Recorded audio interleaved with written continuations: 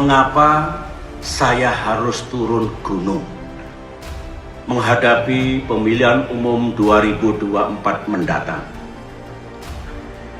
Saya mendengar, mengetahui bahwa ada tanda-tanda pemilu 2024 bisa tidak jujur dan tidak adil. Konon akan diatur dalam pemilihan presiden nanti yang hanya diinginkan oleh mereka dua pasangan capres dan cawapres saja yang dikehendaki oleh mereka.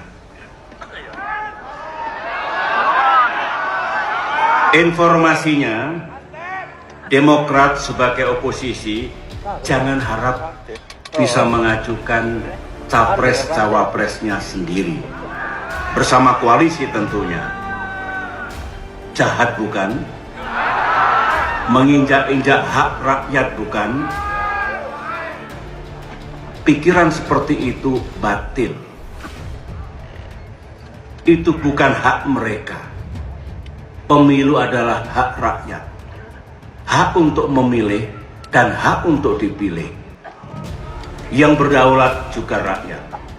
Dan ingat, selama 10 tahun dulu kita di pemerintahan 2 kali menyelenggarakan pemilu termasuk Pilpres, Demokrat tidak pernah melakukan kebatilan seperti itu.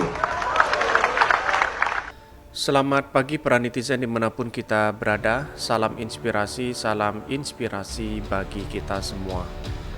Hari ini cukup menarik bahwa SBY turun gunung pengamat nilai akan andalkan pengalaman presiden 2 periode dan intelijen.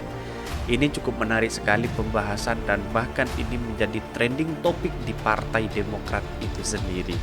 Dan bahkan ada yang ketar-ketir di balik turunnya Pak SBY langsung karena sudah 2 periode pengalaman dalam dunia kepresidenan dan intelijen.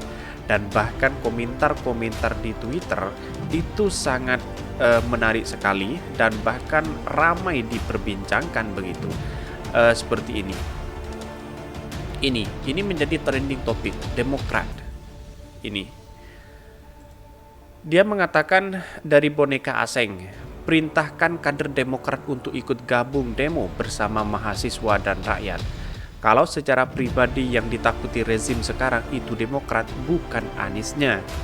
Kemudian Demokrat siap berkoalisi mengusung platform perubahan dan perbaikan.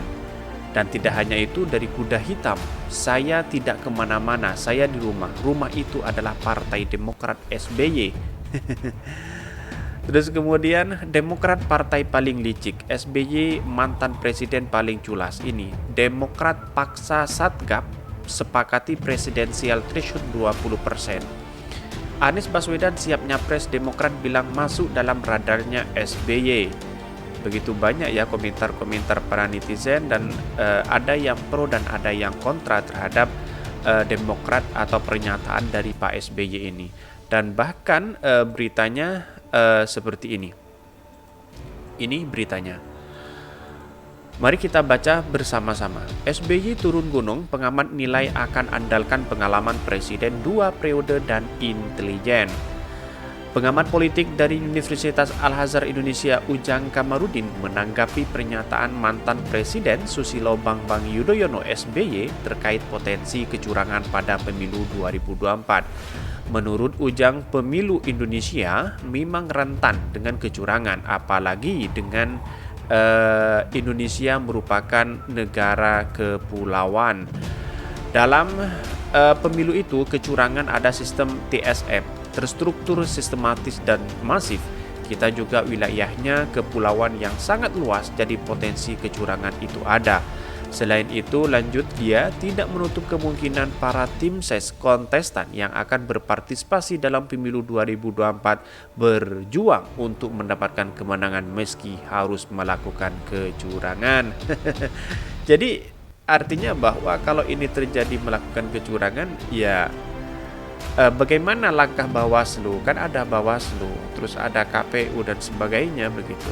Kecuali memang KPU sudah didapatkan, Bawaslu sudah didapatkan, disuap dan sebagainya, itu bisa terjadi seperti itu di negeri kita begitu.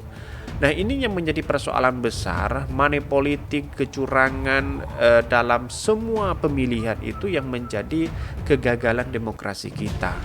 Perlu digarisbawahi bahwa ketika Pak SBY turun gunung, apakah ini selesai atau tidak? Ya, belum tentu selesai. Karena apa? Karena semua ingin merebutkan satu kursi di RI. Jadi tidak nutup kemungkinan siapapun yang bermain di sini analisanya pasti melakukan kecurangan begitu. Karena yang kita hadapi itu adalah banyak masyarakatnya, kepulauan, bukan hanya dihadapi satu kampung saja begitu. Dan di sini sudah jelas bahwa mengenai pernyataan SBY yang berencana turun gunung untuk mengawal jalannya pemilu 2024, Ujang mengatakan hal itu merupakan tindakan yang baik. Ia pasti mengatakan SBY yang pernah menjadi presiden 2 periode memiliki kapasitas yang cukup untuk mengambil peran mengawal pemilu 2024. Sebelumnya SBY memprediksikan gelagat kecurangan pada pemilu 2024. Hal itu disampaikan pada rapat pimpinan nasional Rapimnas Partai Demokrat Jakarta Convention Center JC Jakarta. Bahkan SBY mendapatkan informasi bahwa Partai Demokrat sebagai oposisi tidak bisa mengajukan capres dan cawapresnya. Jadi artinya kalau kita melihat ini ya mungkin Pak SBY sangat geram sekali dengan situasi dan kondisi saat ini yang mana kader-kader Demokrat terus kemudian partai-partai yang lain yang punya potensi besar untuk membangun Indonesia lalu kemudian dijegal dengan satu kasus atau dibuat-buat kasus agar orang-orang tersebut elektabilitasnya turun, popularitasnya dan bahkan jadi tersangka. Dan kalau sudah jadi tersangka maka orang-orang di luar sana lawan-lawannya akan tertawa dan dia akan punya kesempatan untuk maju di Pilpres itu. Contoh misalnya seperti AHY dan Anies Baswedan misalnya. Kalau ini benar-benar bergabung pasti di luar sana banyak yang tidak suka dengan AHY dengan Anies Baswedan begitu. Karena polarisasi di tatanan politik kita itu ya seperti ini begitu. Dan bahkan Anies Baswedan sekarang mulai dibuat-buat dengan kasus ini, kasus itu dan sebagainya di masyarakat sehingga masyarakat menjadi bola liar dengan pemberitaan seperti ini. Dan bahkan komentar dalam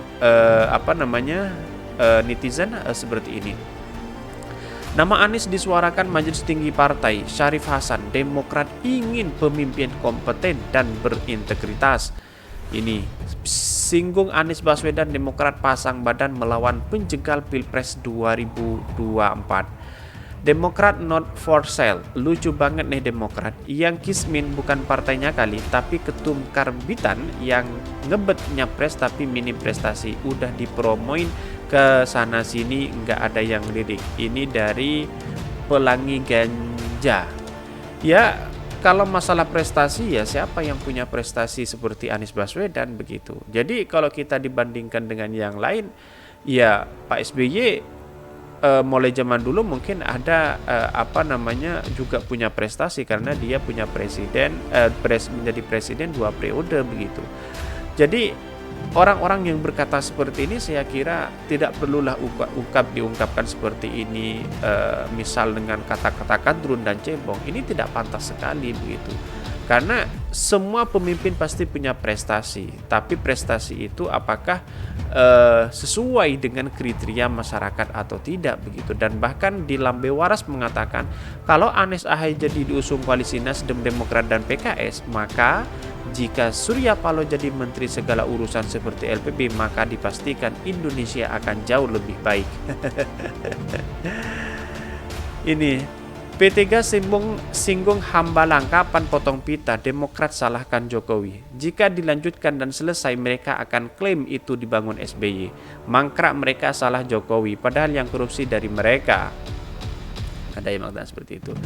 Terus kemudian Partai Demokrat, terima kasih kepada Pak JK atas ucapannya, harapan dan doanya kepada kami Partai Demokrat.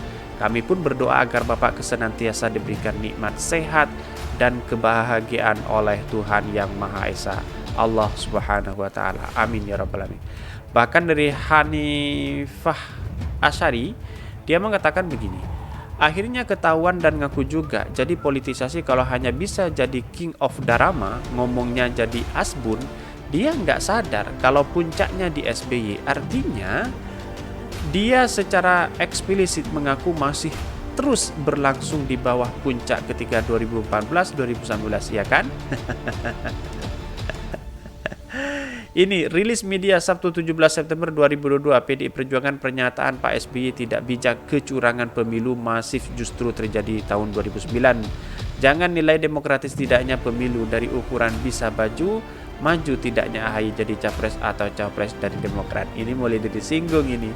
Persinggungan sekarang mulai terjadi begitu. Dan bahkan ini SBY turun gunung, PDB akan naik gunung. Ini penjelasan Hasto. Jangan nilai demokratis tidaknya pemilu dari ukuran bisa maju tidaknya AHY jadi capres atau cawapres Demokrat. PDP Perjuangan menanggapi serius tuduhan SBY bahwa pemerintah Presiden Joko Widodo ada tanda-tanda pemilu 2024 bisa tidak jujur dan tidak adil. Dan bahkan dari kutip dari ini, dampak lebih lanjut rejim SBY lah yang mendorong liberalisasi politik melalui sistem pemilu daftar terbuka. Jadi sekarang saling menyalahkan begitu. Apa yang disalahkan begitu? Nah, persoalannya sekarang itu tidak boleh lagi seperti ini. 2024 masih jauh. SBY sudah siap turun gunung gara-gara cium tanda-tanda kecurangan pemilu. Lucu sekali ini. Lucunya itu ya pasti ada kekuatan, saling adu kekuatan gitu. Dari suara.com, meski pemilu baru dilaksanakan tahun 2024 mendatang, ancang-ancang menyebut pesta demokrasi itu sudah disiapkan sejak sekarang.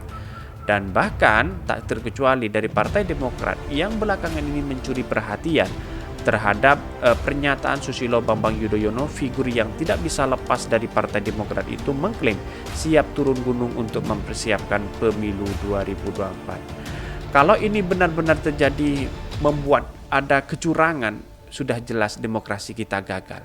Setiap tahun ada kecurangan, terus kemudian KPU, Bawaslu misalnya dikuasai oleh oligarki, ya sudah tamatlah kita demokrasi.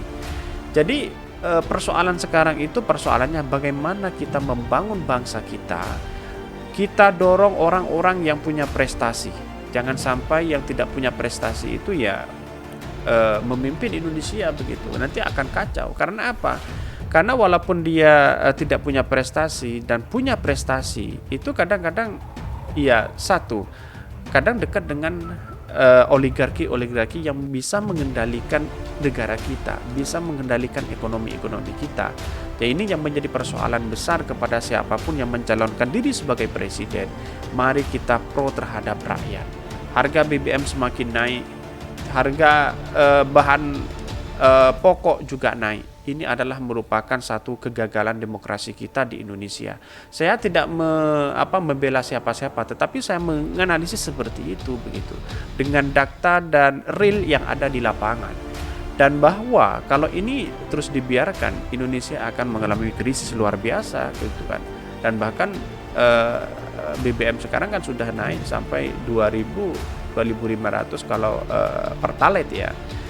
Jadi kesimpulan kami adalah siapapun yang mencalonkan diri nanti di presiden, mari kita bersama-sama dukung yang punya prestasi, dukung yang pro terhadap rakyat. Atau jangan-jangan hanya menjadi presiden karena ingin calon presiden, tiba-tiba datang sok baik, dikasih uang dan sebagainya. Itu tidak seperti itu. Jadi mari kita bersama pikirkan dengan hati yang jernih dan hati pikiran kita publik sudah mengetahui bagaimana siapa calon-calonnya yang baik. Mungkin itu yang kami sampaikan. Tonton terus channel Khodari Podcast Rakyat ini karena ada berita-berita menarik dan viral setiap harinya. Salam para netizen, salam inspirasi bagi kita semua. Jangan lupa di subscribe channel YouTube Khodari Podcast Rakyat ini.